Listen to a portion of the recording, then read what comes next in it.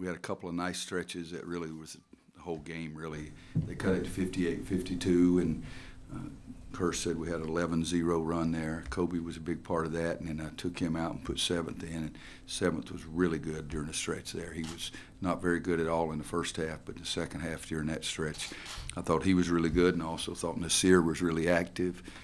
Got the ball inside, got the ball off the boards. Nasir's 19 with 7 rebounds. I think those two guys during that stretch were the biggest players for us. I like the fact that I don't like the fact that he feels like he's struggling with his shot. But Kenny Williams, how about that? I mean, he's 1 for 5, but yet he has 9 assists. That's got to be a career high for him.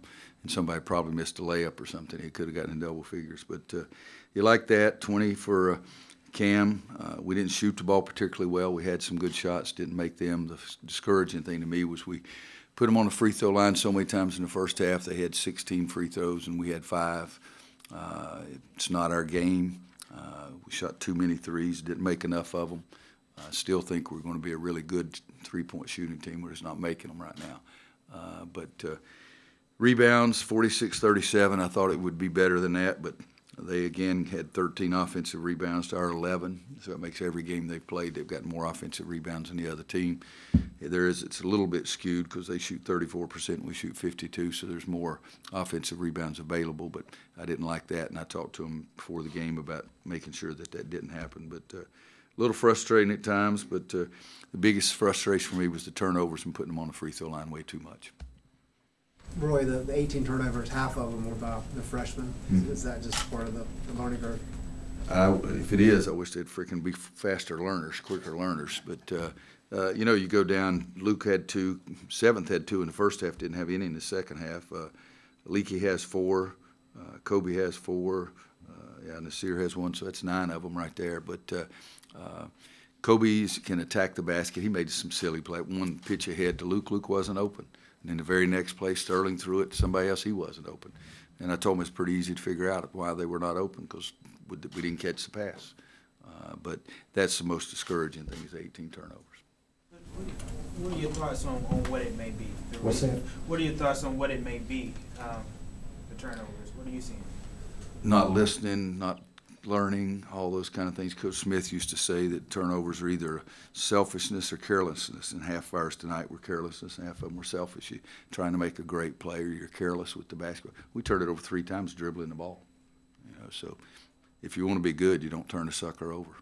What are you seeing from Nasir Little recently in the last 5 games, his growth since the beginning of the season? He's really active. I like that. He's in a tough situation right now. We're trying to teach him the 4 spot a little bit. So for a freshman to go in and play more than one position, going across the line from 3 is one player, 2 3s one player, 4 5 is another player. So if you had to go across the line, that's difficult.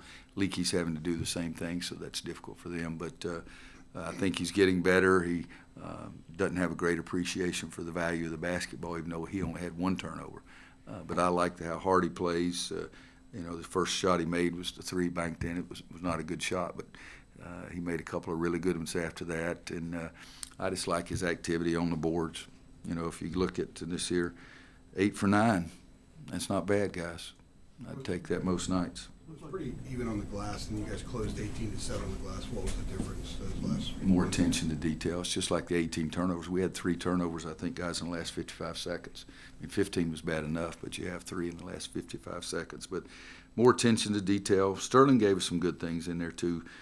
Garrison, 4 fouls in 12 minutes is not the kind of thing we need to, because he's played pretty well for us.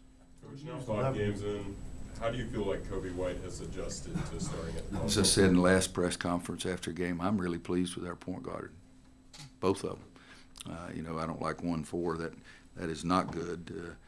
You like 5 for 6 from the foul line. You like 3 of 8 from 3-point line, but he knows he can play better than that. And Seventh, as I said, was not very good in the first half, but during that stretch in the second half, he was really good.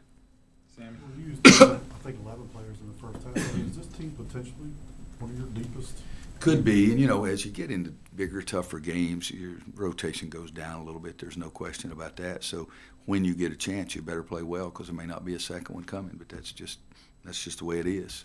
And I am comfortable playing a lot of guys. Playing 11 guys, major minutes, is really hard 8 or 9 I'm really comfortable with, and I got no problem with that. When you're doing that, I mean, what's harder to develop that chemistry? Is it offense or defense? A little bit of both, but the biggest thing is the season is so long. I mean, my gosh, we start practicing July 1st and play the last game June 30th.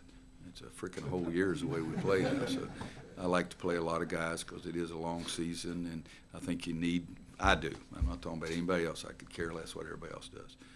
I feel like we got to build depth, and you build depth by playing it.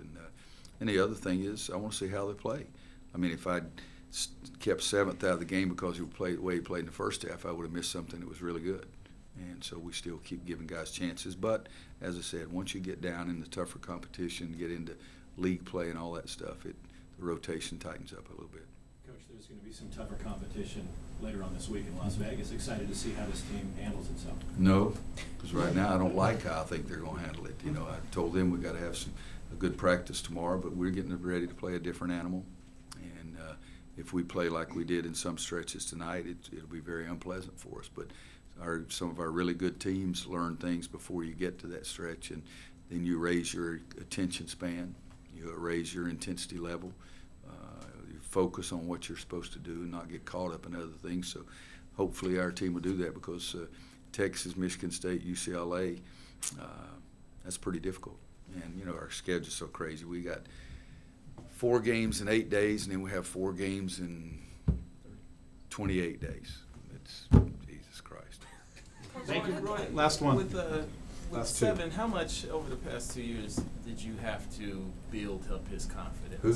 7. 7th. A little bit, but not much, guys, because I was always truthful.